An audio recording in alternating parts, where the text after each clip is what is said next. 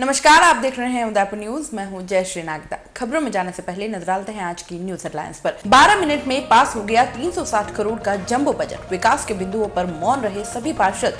भत्ता बढ़ाने को लेकर की 20 मिनट तक चर्चा।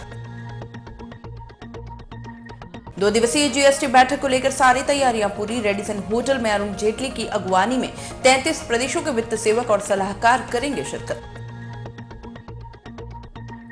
झाड़ोल के ओगड़ा में जल्द दुरुस्त होगी क्षतिग्रस्त रोड। प्रशासन नहीं पहुंचा। भाजपा के दिग्गजों ने आश्वासन देकर तुड़वाई भूख हड़ताल।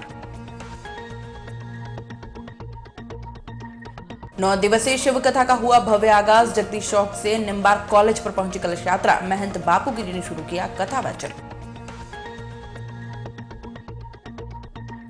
और अब खबरें विस्तार से। सबसे पहले बात करते हैं शहर विकास के लिए जारी हुए जंबो बजट की। स्मार्ट सिटी में शुमार उदयपुर नगर निगम का जंबो बजट महज 12 मिनट पेश हुआ और पास भी हो गया।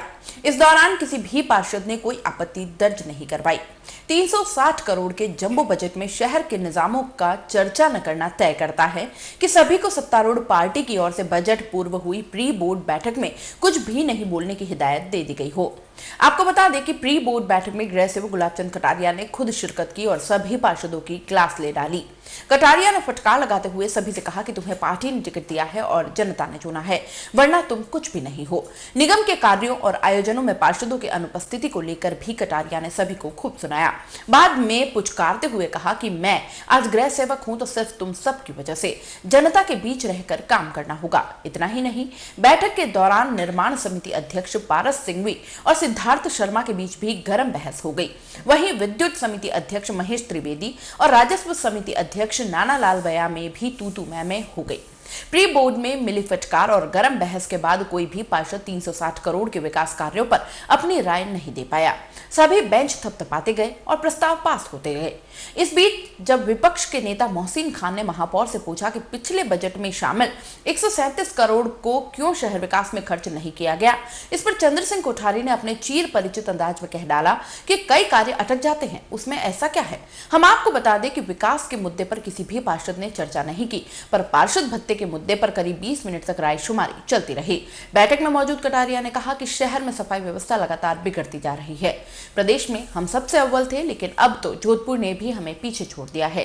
सभी ने सर्वे सर्वा बाबूलाल को बनाए रखा, इसलिए सफाई सुचारू नहीं हो रही है। जल्द ही बाबूलाल को साफ करो। की विरासत जो परंपरा को अपनाते हुए विकास की परंपरा का लक्ष्य साफ किया। विपक्ष का सपना स्वस्थ, सुंदर, स्वच्छ एवं स्मार्ट उदयपुर को ध्यान में रखते हुए हमने इस वर्ष के बजट में इस वर्ष 47 करोड़ 81 लाख आय के मुख्य स्रोत यूनिकर पेटे पुनः भरण से पहले व यूआईटी हाउसिंग बोर्ड से अंशदान। जीएसटी काउंसिल की 10वीं 2 दिवसीय बैठक शनिवार को उदयपुर के रेडिसन ब्लू में होने जा रही है। इस बैठक में केंद्रीय वित्त सेवक अरुण जेटली मौजूद रहेंगे। जेटली के साथ इस बैठक में जीएसटी से जुड़े 125 अधिकारी और 33 प्रदेश के वित्त सेवक भी मौजूद रहेंगे। खास बात यह है कि इस बैठक में 3 से 4 प्रदेशों के मुख्य सेवकों के पहुंचने की भी संभावना है। बैठक में जीएसटी बिल के विभिन्न पहलुओं पर चर्चा होगी। काउंसिल बैठक में शामिल होने के लिए वित्त सेवक अरुण जेटली शुक्रवार रात उदयपुर पहुंचेंगे। जेटली के अलावा दिल्ली के उप मुख्य सेवक मनीष सिसोदिया, गुजरात के उप मुख्य सेवक नितिन भाई पटेल, वित्त सेवा सचिव हंसमुख अडिया, केंद्रीय राज्य वित्त सेवक संतोष गंगवार सहित कई हस्तियां शुक्रवार को ही उदयपुर पहुंच गई। इस बैठक को लेकर होटल रेडिसन ब्लू में तैयारियों को मूर्त रूप दिया जा चुका है। वहीं प्रशासन के आला अधिकारियों ने शुक्रवार को तैयारियों का जायजा लिया। पूरे संभाग में इस बैठक के लिए 140 अधिकारियों को लगाया गया है।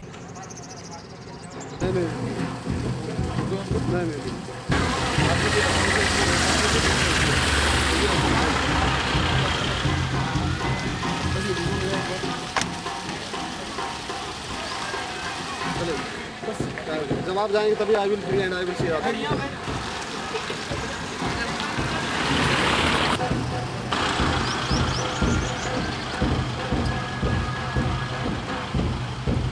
मेवाड़ राजघराने के अंतिम राजकवि राव मोहन सिंह जी की 53वीं पुण्यतिथि के अवसर पर राजस्थान विद्यापीठ की ओर से शनिवार को एक समारोह का आयोजन किया जा रहा है। कवि राव मोहन सिंह स्मृति राष्ट्रीय व्याख्यान में हिंसा के रूप और सहिष्णुता पर चर्चा की जाएगी। इस अवसर पर सुप्रसिद्ध साहित्यकार, कवि एवं चिंतक प्रोफेसर नंद किशोर आचार्य, मोहन लाल सुखाड़िया विश्वविद्यालय के कुलपति प्रोफेसर JP शर्मा, राजस्थान विद्यापीठ के कुलपति प्रोफेसर SS सावंत देवोत, सुप्रसिद्ध गीतकार किशन दादीज, राजस्थान विद्यापीठ के रजिस्ट्रार प्रोफेसर CP अग्रवाल, कवि राव मोहन सिंह पीठ के अध्यक्ष उग्रसेन राव बतौर अतिथि मौजूद रहेंगे और अपने विचार व्यक्त करेंगे। आपको बता दें कि कवि राव मोहन सिंह जी का जन्म ब्रह्मभट्ट रावों की टाक शाखा में संवत 1956 के अश्विन कृष्णा एकादशी शनिवार के दिन चित्तौड़गढ़ के बस्सी गांव में राव गोविंद सिंह की पत्नी सुप्यार देवी की अमरकोख से हुआ था। इस वंश का उद्गम आमेर के कछवाहा राजा मलय सिंह के पुत्र पातल से माना जाता है। मोहन सिंह जी इस वंश की 30वीं पीढ़ी के जन्मे महापुरुष थे, जिन्होंने साहित्य साधना के बल पर अत्यधिक ख्याति प्राप्त की थी। वे मेवाड़ के ख्यातनाम राजकवि बख्तावर सिंह जी के दूसरे पुत्र मेहताब सिंह के दत्तक पुत्र गोविंद सिंह के संतान थे। इनकी प्रारंभिक अक्षर ज्ञान की शिक्षा अपने ननिहाल सीतामऊ में हुई। उसके बाद उदयपुर में योग्य पंडितों की देखरेख में हिंदी का ज्ञान अर्जित किया गया। 17 साल की अवस्था में काव्य शास्त्र का उच्च ज्ञान प्राप्त करने के लिए उन्होंने उस काल में जाने माने कवि फतहकरण जी उज्ज्वल के पास अध्ययन प्रारंभ किया और अपने दादा राव बख्तावर सिंह जी द्वारा प्रणीत साहित्य को समझने की क्षमता प्राप्त की। मेवाड़ के महाराणा भूपाल सिंह जी की साहित्य श्रवण के प्रति गहरी रुचि थी। उन्होंने इस कार्य के लिए मोहन सिंह जी को नियुक्त किया और उनसे 5-7 सालों तक प्राचीन ग्रंथ, ख्यात, वाद आदि का श्रवण किया। इसी काल में उन्होंने संपूर्ण पृथ्वीराज रासो भी महाराणा को सुनाया।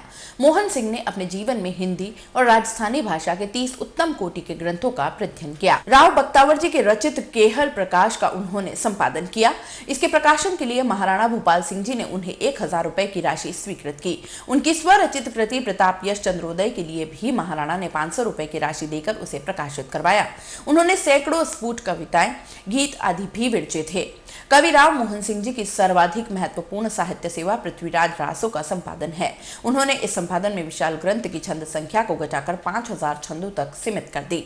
इनके टीका सहित पृथ्वीराज रासो का प्रकाशन साहित्य संस्थान राजस्थान विद्यापीठ उदयपुर की ओर से किया गया।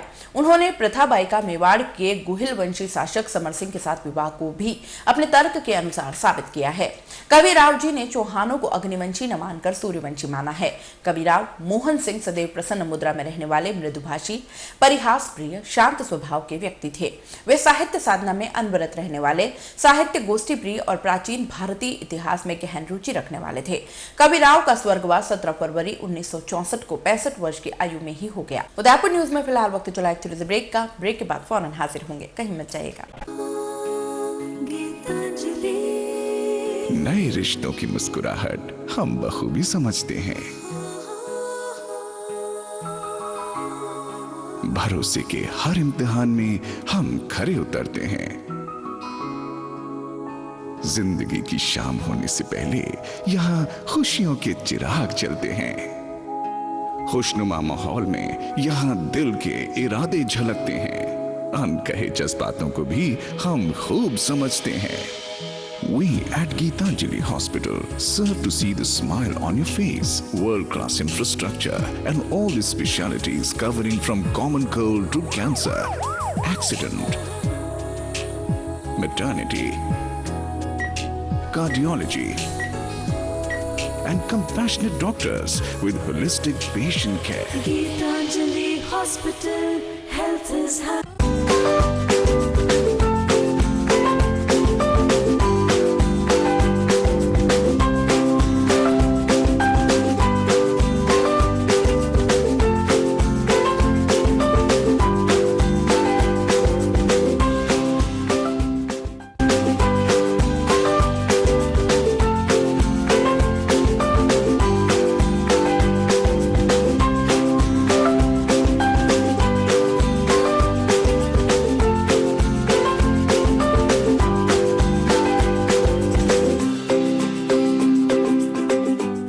हमारे यहाँ पर टेक्समो ब्रांड की पानी की motor, borewell motor, water pump, waterproof motor एवं पंप सभी साइज एवं सभी तरह की मोटरें उपलब्ध हैं।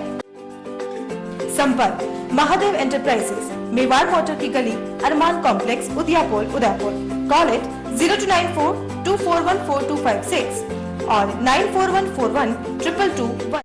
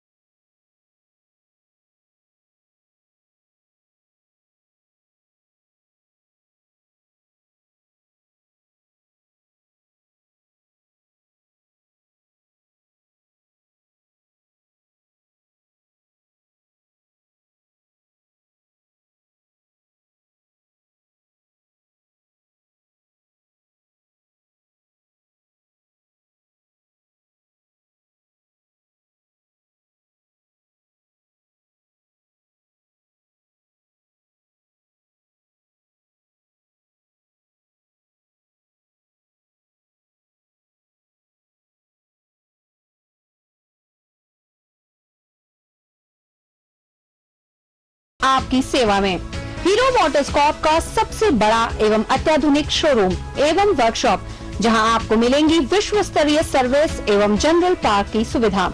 हीरो मोटर्सकॉर्प के सभी मॉडल उपलब्ध। बुकिंग का लाभ उठाएं। Royal motors company 57 Panchvati Udaipur. Phone 2426838। Royal Hyundai लगातार 7 वर्षों से आपकी सेवा में। हुंडई के सभी मॉडल उपलब्ध। बुकिंग का लाभ उठाएं। आइए अपनी पसंद का मॉडल ले जाइए। एक्सचेंज व फाइनेंस सुविधा उपलब्ध। अधिकृत विक्रेता रॉयल हुंडई 15A ट्रांसपोर्ट नगर, गोवर्धन विलास, बाईपास के नजदीक उदयपुर। फोन 2640-452। मनामा मोटर्स लगातार 24 वर्षों से आपकी सेवा में। शहर के मध्य हीरो मोटरकॉर्प का सबसे भव्य एवं विस्तृत शोरूम व वर्कशॉप, जहां आपको मिलेगी अपने हीरो पर विश्व स्तरीय सर्विस एवं जनरल पार्ट की सुविधा। हीरो मोटरकॉर्प के सभी मॉडल सभी रंगों में उपलब्ध। सर्व सुविधा युक्त वर्कशॉप एवं शोरूम हुसैन मुस्तफा की देखरेख में। बुकिंग का लाभ उठाएं। मनामा मोटर्स BN कॉलेज के सामने उदयपुर।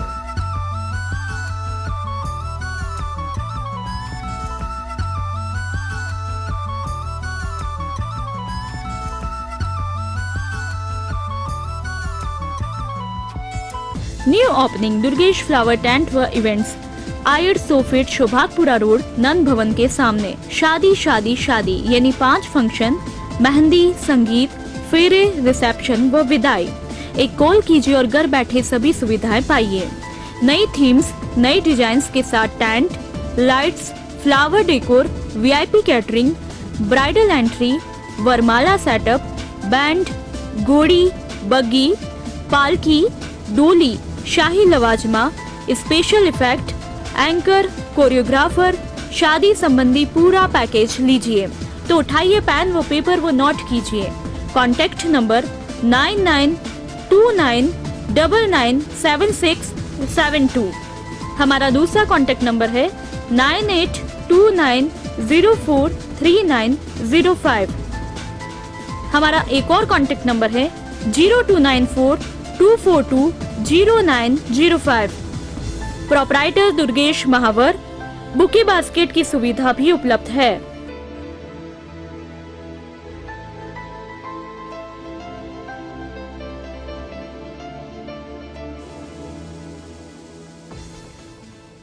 ब्रेक के बाद एक बार फिर से आपका स्वागत है।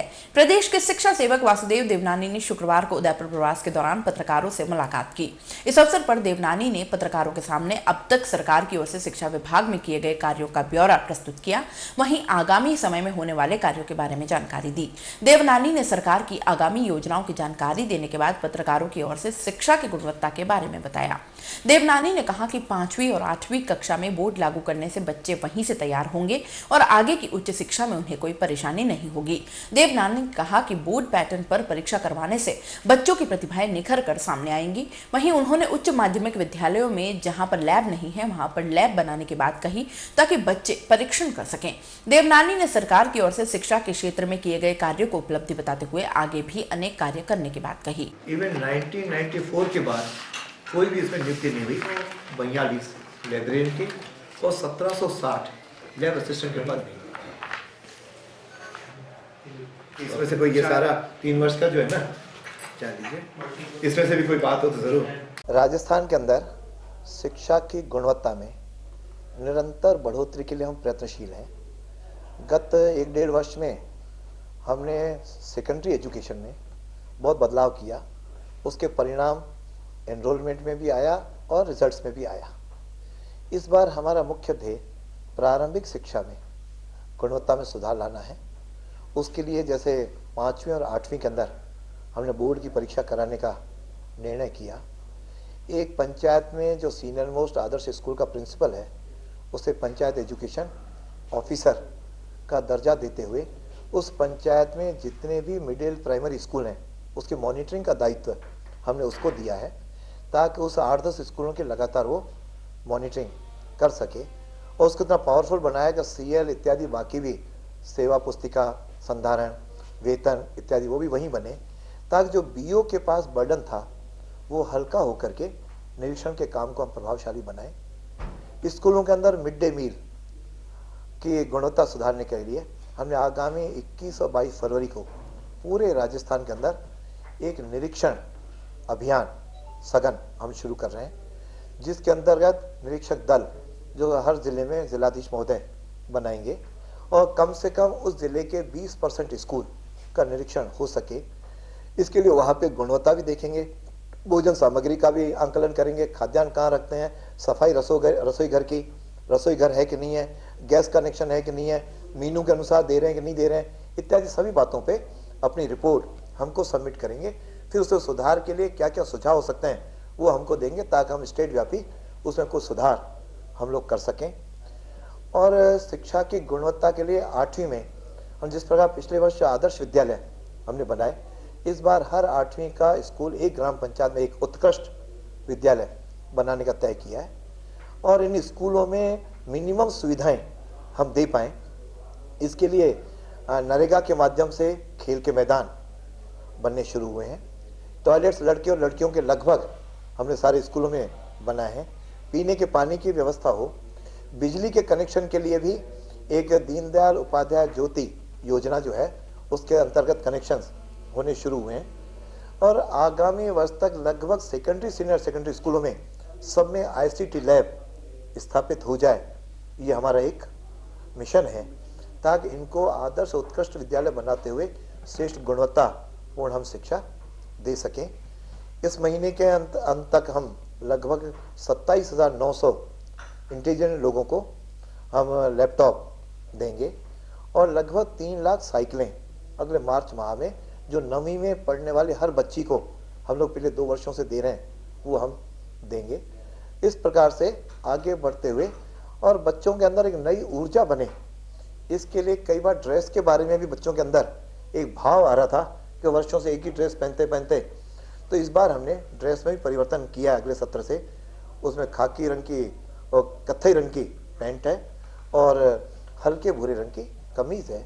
इस प्रकार का ड्रेस में भी चेंज किया है। तो हम धीरे धीरे स्कूलों की गुणवत्ता बढ़ाए रखने के लिए आगे बढ़। संभाग के चित्तौड़गढ़ जिले में सड़क हादसे में घायल युवक की शुक्रवार को इलाज के दौरान मौत हो गई। इतने दिनों तक युवक की कोई पुष्टि नहीं होने पर चित्तौड़ कोतवाली थाना पुलिस ने शव को अंत्येष्टि के लिए महाराणा प्रताप सेना के सुपुर्द कर दिया। आपको बता दें कि सेना की ओर से अब तक सैकड़ों लावारिस शवों का अंतिम संस्कार कर हरिद्वार में अस्थियों को विसर्जित किया जा चुका है। शुक्रवार को भी महाराणा प्रताप सेना के संस्थापक मोहन सिंह के साथ हीरालाल साहू, मांगीलाल सुथार, कान सिंह राणावत, मनोहर सिंह राव, प्रकाश प्रजापत, दलीचंद डांगी, सुभद्र पाठक, बाल मुकुंद बैरागी, रमेश चौधरी, नंदराज भारती ने अज्ञात शव की अंतिम यात्रा निकाली और हिंदू रीति रिवाज से पार्थिव देह को पंच तत्वों में विलीन किया। जीएसटी काउंसिल की 10वीं 2 दिवसीय राष्ट्रीय बैठक 18 और 19 फरवरी को शहर में होने जा रही है। बैठक में भाग लेने के लिए विभिन्न राज्यों के वित्तीय सेवक और वित्तीय सचिवों के साथ वित्त विभाग के आला अधिकारी उदयपुर पहुंचने लगे हैं। शुक्रवार दोपहर बाद एयरपोर्ट पर मंत्रियों और अधिकारियों का जमावड़ा लग गया। वहीं कलेक्टर सहित अधिकारियों का पूरा प्रशासनिक अमला व्यवस्थाओं के मद्देनजर नजर एयरपोर्ट पर तैनात था। बैठक में शामिल होने दिल्ली के उप मुख्य सेवक मनीष सिसोदिया सहित बिहार, तेलंगाना और कई राज्यों के वित्त सेवक भी उदयपुर पहुंचे। एयरपोर्ट पर मनीष सिसोदिया ने पत्रकारों से बातचीत करते हुए साफ किया कि महाराणा प्रताप की इस धरती पर होने वाली इस चर्चा से सकारात्मक निष्कर्ष निकलने के साथ मजबूत जीएसटी देश को देने में मदद मिलेगी। मनीष सिसोदिया ने कहा कि बिल से व्यापारियों को कैसे फायदा हो, इसी पक्ष को देखते हुए तैयार किया जा रहा है। वहीं बिहार सरकार के टैक्सेशन सेवक ब्रिजेंद्र प्रसाद यादव ने भी बैठक के दौरान बिल में किए जाने वाले बदलावों पर चर्चा करने की बात कही। भ्रष्टाचार का एक ही कान केजरीवाल, केजरीवाल, भ्रष्टाचार का एक ही कान केजरीवाल, केजरीवाल, अरविंद तुम संघर्ष करो।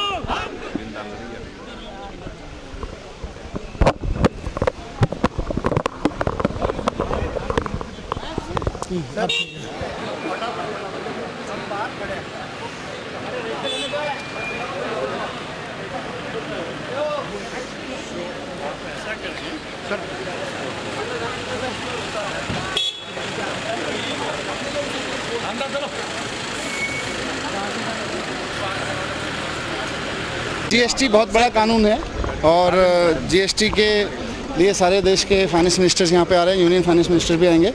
तो मुझे उम्मीद है कि उदयपुर की ऐतिहासिक ज़मीन से एक ऐसे जीएसटी को हम लोग मजबूत करके दे पाएंगे देश को, जैसे देश में देशभक्ति के लिए महाराणा प्रताप और तमाम लोगों को जाना जाता है, वैसे ही यहाँ से एक ईमानदारी और देशभक्ति की राजनीति जीएसटी के रूप में भी निकल के जाए। मैं ऐसी उम्मीद करूँगा। फायदा होगा व्यापारियों को, फ़ायदा होगा। अभी हमारी कोशिश ये है, मंत्रियों की सभी की कोशिश ये रहनी चाहिए कि हम व्यापारी पक्ष के पॉइंट ऑफ व्यू से इस बिल को बनाएं। अभी हम अधिकारी पक्ष से बनाएंगे तो गड़बड़ हो जाएगा। जिले के कोटड़ा कस्बे में पंचायत सहायक भर्ती के लिए कोटड़ा पंचायत की समस्त 44 ग्राम पंचायतों पर शुक्रवार को साक्षात्कार किए गए। इस प्रक्रिया में पीईओ सहित विकास समिति के सदस्य चयन कमेटी में मौजूद रहे। सुबह 10 बजे से सभी पंचायत सहायकों के साक्षात्कार शुरू किए गए, जो दोपहर तक चलते रहे। आपको बता दें कि कोटड़ा मुख्यालय पर पंचायत सहायक के लिए सर्वाधिक 29 प्रतिभागी साक्षात्कार के लिए मौजूद रहे।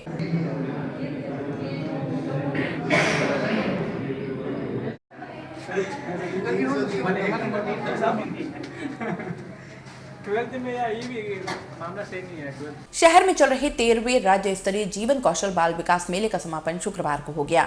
रेजिडेंसी स्कूल में हुए इस 3 दिवसीय मेले के समापन अवसर पर प्रदेश के शिक्षा सेवक वासुदेव देवनानी ने कार्यक्रम की अध्यक्षता की। इस मेले में राज्य के 13 जिलों के 108 स्कूली छात्र छात्राओं ने आधा दर्जन से ज्यादा प्रतियोगिताओं में भाग लिया। समापन अवसर पर विभिन्न प्रतियोगिताओं में अव्वल रहे 20 से ज्यादा विद्यार्थियों को भी सम्मानित किया गया।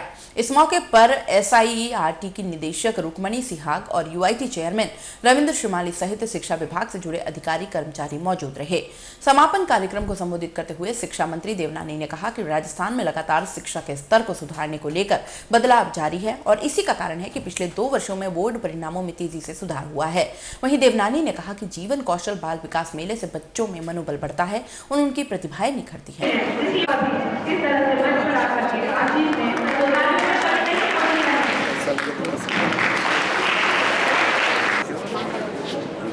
विकास नहीं कर सकता, कहीं ना कहीं वह उसको नेगेटिविटी की ओर या हानि की ओर लेकर बच्चा जाता है।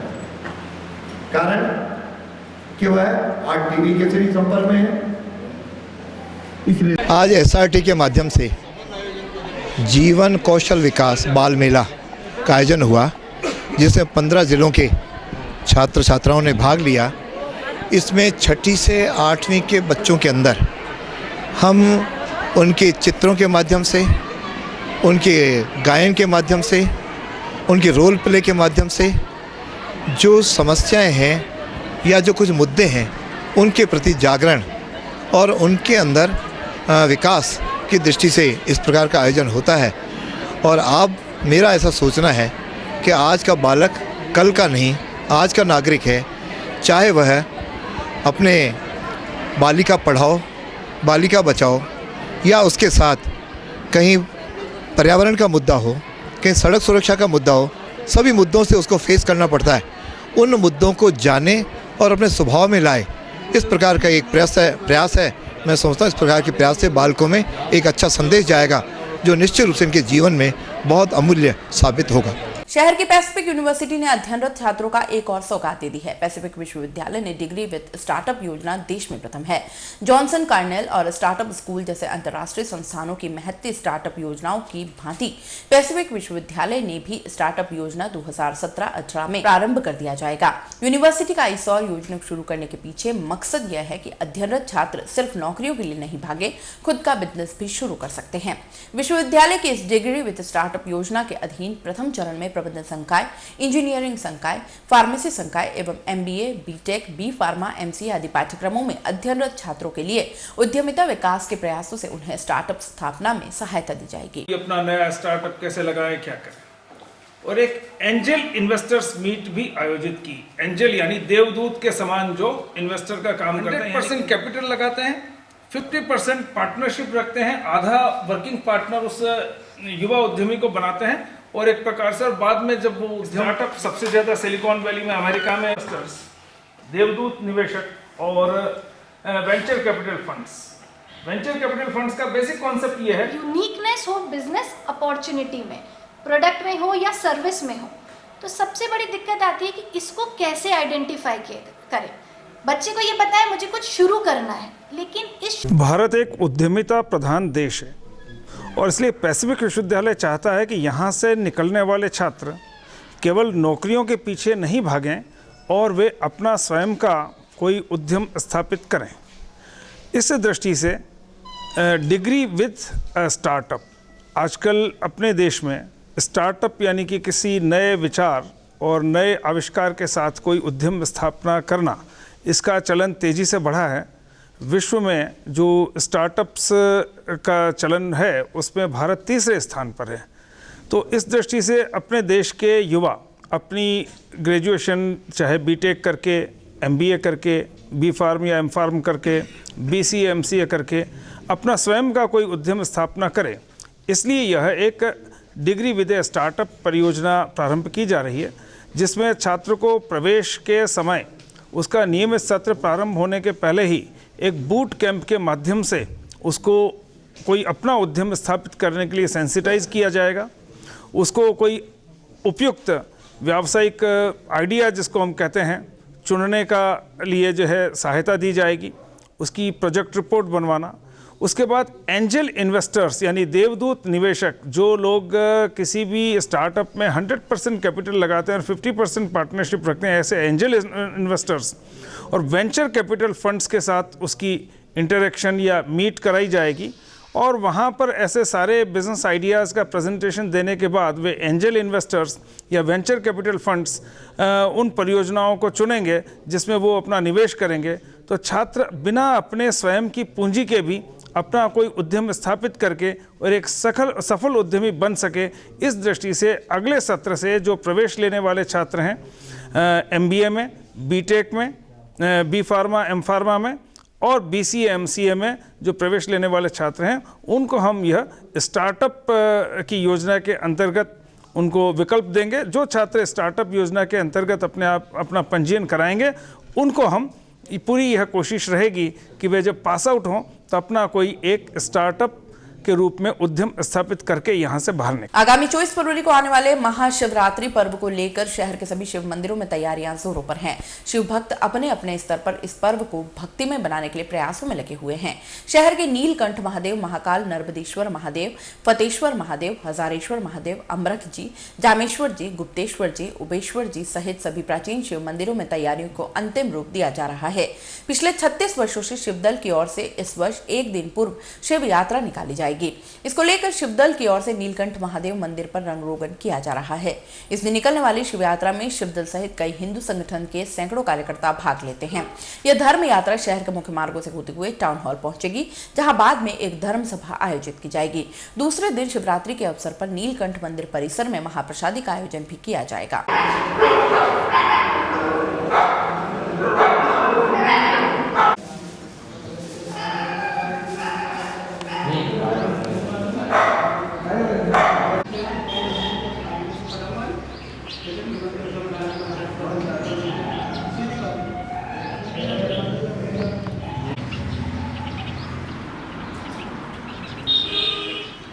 नहीं, ये तो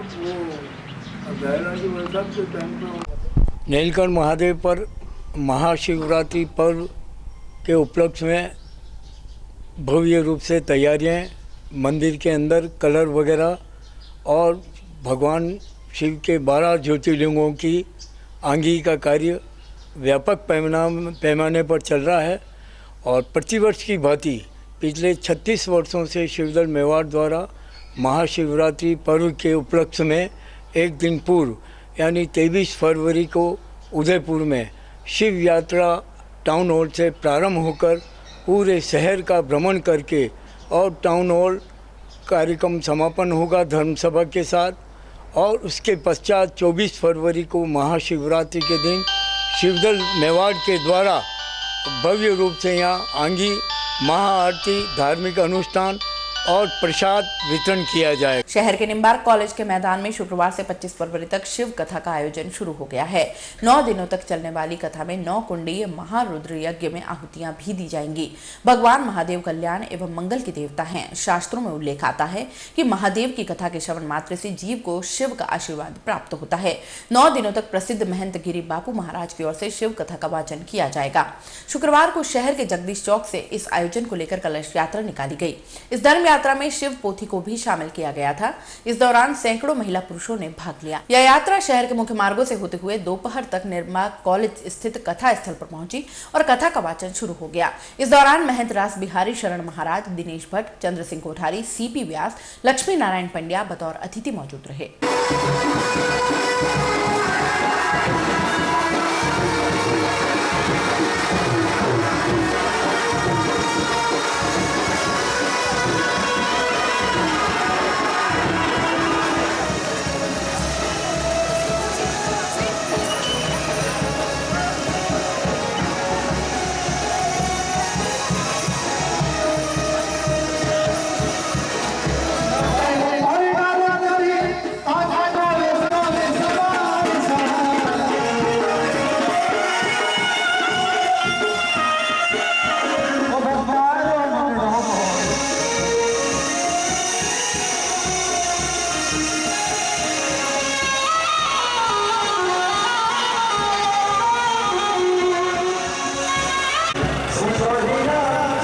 ये आज जगदीश चौक से बड़ा बाजार होते हुए सूरज पोल त्रिवेदी मेवाड़ा ब्राह्मण समाज एवं शिव कथा आयोजन समिति के संयुक्त तत्वाधान में एक कलश यात्रा का आयोजन किया गया था, जिसमें उदयपुर के हजारों की संख्या में महिलाएं, बालिकाएं इसमें मौजूद रहकर कलश यात्रा में इन्होंने पुनीत भावना से आज ये कलश यात्रा निकाली है। और सिर्फ हमारा मकसद इतना है कि सर्वधर्म संभाव और सभी के मन में जो विश्व शांति और विश्व सद्भावना के साथ जो परम पूजनीय हमारे गिरी बापू जी द्वारा जो आज से शिव कथा का आयोजन निम्बार्क कॉलेज में होने जा रहा है, उसी के वातावरण निर्माण के लिए आज ये कलश यात्रा निकाली गई थी। और आज से 5 दिवस तक 17 से 25 फरवरी तक शिव कथा का आयोजन निम्बार्क कॉलेज में होगा और साथ ही 9 कुंडी महारुद्र का आयोजन भी शिव कथा समिति में होने जा रहा है। झाड़ोल विधानसभा के ओगना कस्बे में टूटे रोड को दुरुस्त करवाने की मांग को लेकर 3 दिन से आमरण अनशन पर बैठे थे। ग्रामीणों को आखिरकार शुक्रवार को समझाइश कर मना ही लिया गया। आपको बता दें कि भूख हड़ताल में 1 दर्जन से ज्यादा ग्रामीण शामिल थे और उनके साथ वाकल से भाडेर तक के सैकड़ों ग्रामीण समर्थन में खड़े थे। इसके साथ ही ओगना के ग्रामीणों ने भी 2 दिन तक अपने व्यापारिक प्रतिष्ठान भी बंद कर अनशनकर्ताओं का साथ दिया। शुक्रवार को सत्तारूढ़ पार्टी भाजपा के भवन सिंह पवार ने सभी अनशनकर्ताओं की मांगों को जल्दी पूर्ण करने का आश्वासन देकर नारियल पानी पिलाया और 3 दिन से चल रहा अनशन तोड़वाया। बाद में ग्रामीणों ने विजय जुलूस के रूप में पूरे गांव में निकले। इसके साथ ही मुख्य आमरण अनशनकर्ता लक्ष्मीलाल सेन और खेमराज पूर्बिया को घर तक भी छोड़ा।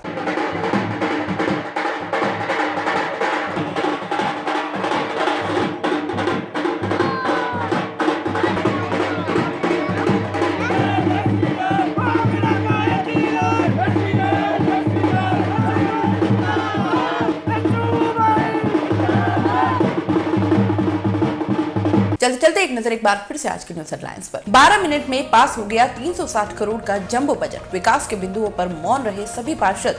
भत्ता बढ़ाने को लेकर की 20 मिनट तक चर्चा। 2 दिवसीय जीएसटी बैठक को लेकर सारी तैयारियां पूरी। रेडिसन होटल में अरुण जेटली की अगुवानी में 33 प्रदेशों के वित्त सेवक और सलाहकार करेंगे शिरकत। झाड़ोल के ओगना में जल्द दुरुस्त होगी क्षतिग्रस्त रोड। प्रशासन नहीं पहुंचा। भाजपा के दिग्गजों ने आश्वासन देकर तुड़वाई भूख हड़ताल। 9 दिवसीय शिव कथा का हुआ भव्य आगाज। जगदीश चौक से निम्बार्क कॉलेज पर पहुंची कलश यात्रा। महंत बापू गिरी ने शुरू किया कथा वाचन।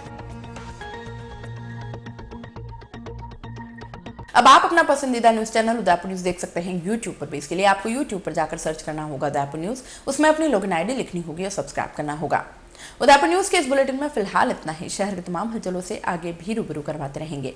तब तक के लिए दीजिए इजाजत। जय श्री नागदा को, और खबरों के लिए देखते रहे उदयपुर न्यूज। नमस्कार।